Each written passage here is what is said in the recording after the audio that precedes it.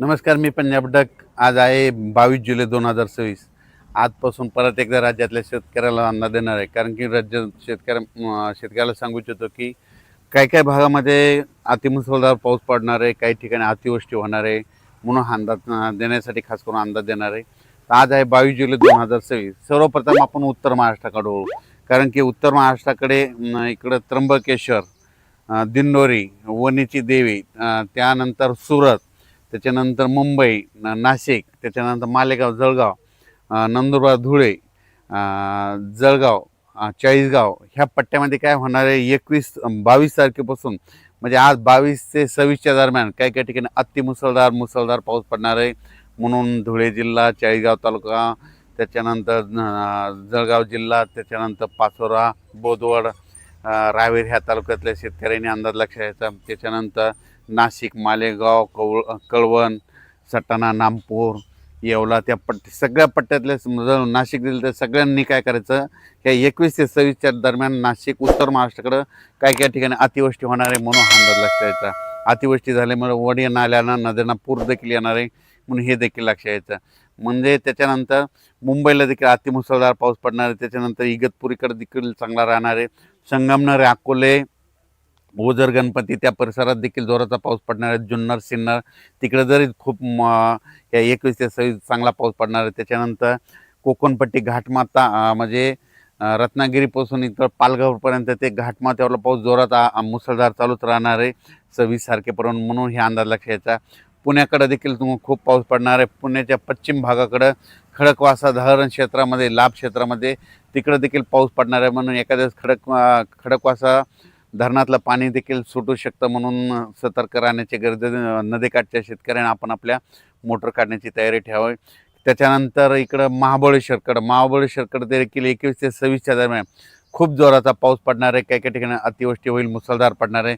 त्याच्यामुळे कोयना धरणामध्ये पाण्याच्या साठ्यात वाढ होणार आहे. एका दिवस हे कोयना धरण ह्या 8 दिवसामध्ये भरू शकतं. म्हणून हे अंदाज देखील त्या कोयना धरणाच्या लाभक्षेत्रात लक्षात येतात. त्याच्यानंतर उजनी धरण, म्हणजे उजनी धरणामध्ये काय झालं, उजनीला पाऊस, उजनीचं तर कॅचमेंट एरिया इकडं पुणे जिल्हा हे परिसर आहे. तर पुणे जिल्ह्याकडे खूप पाऊस पडणार आहे. त्याच्यामुळं उजनीचं जे कॅचमेंट एरिया त्या परिसरात पाऊस पडल्यामुळं उजनी त्या धरणात देखील आवक येणार आहे. म्हणून उजनीवासियाच्या लाभक्षेत्रासाठी आनंदाची बातमी. त्याच्यानंतर इंदापूर, पुणे त्या परिसरात देखील 21 ते 26 चांगला पाऊस पडणार आहे. म्हणून अंदाज लक्षात यायचा. अहिल्यानगर जिल्ह्यामध्ये 22 तारखेपासून ते 26 जुलैपर्यंत चांगला पाऊस पडणार आहे. म्हणून अहिल्यानगरच्या सर्व शेतकऱ्यांना अंदाज लक्षात ह्या पावसामध्ये कोणताही भाग वंचित राहणार नाही अहिल्यानगर जिल्ह्यातला. म्हणून त्यांनी हे अंदाज लक्षात घ्यायचा. पुणे जिल्ह्यात देखील कोणताही भाग वंचित राहणार नाही. म्हणून हे देखील अंदाज लक्षात घ्यायचा. त्याच्यानंतर सोलापूर जिल्ह्यामध्ये 26 तारखेपर्यंत पाऊस पडणार आहे, चांगला पडणार आहे. इकडं जसं अतिवृष्टी तितका नाही पडणार, पण तुमच्या इकडे पिकाला लागेल तसा पडणार आहे. म्हणून हा अंदाज लक्षात यायचा.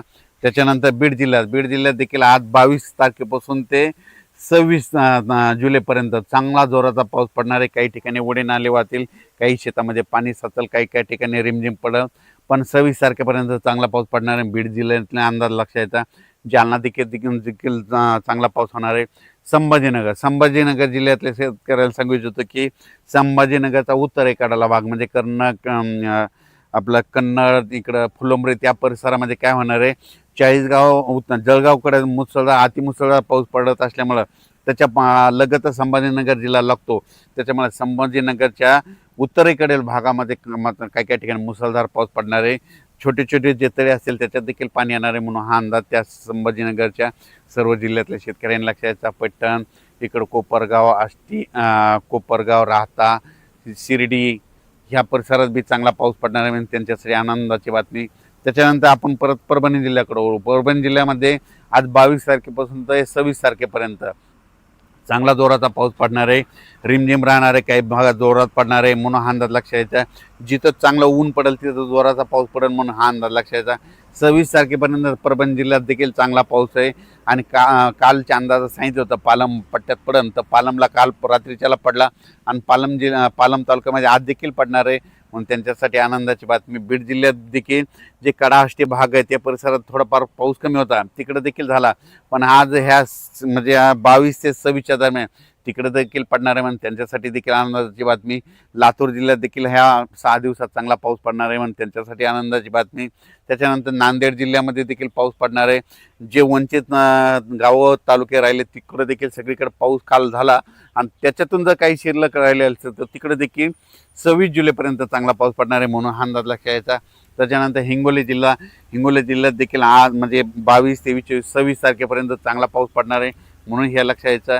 त्याच्यानंतर इकडं आपण सगळ्यात महत्त्वाचा नागपूर जिल्हा, भंडारा, गोंदिया त्या परिसरामध्ये मात्र मुसळधार अतिमुसळधार पाऊस पडणार आहे म्हणून हे लक्षात घ्यायचं.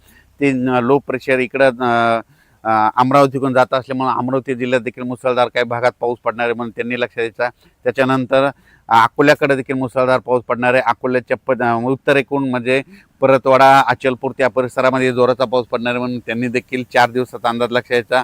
त्याच्यानंतर सगळ्यात सांगायचं झालं तर म्हणजे मध्य प्रदेश, महाराष्ट्राच्या बाजूला मध्य प्रदेश आणि इकडं गुजरात आहे. ह्यामध्ये 22 ते 26च्या दरम्यान मध्य प्रदेशमध्ये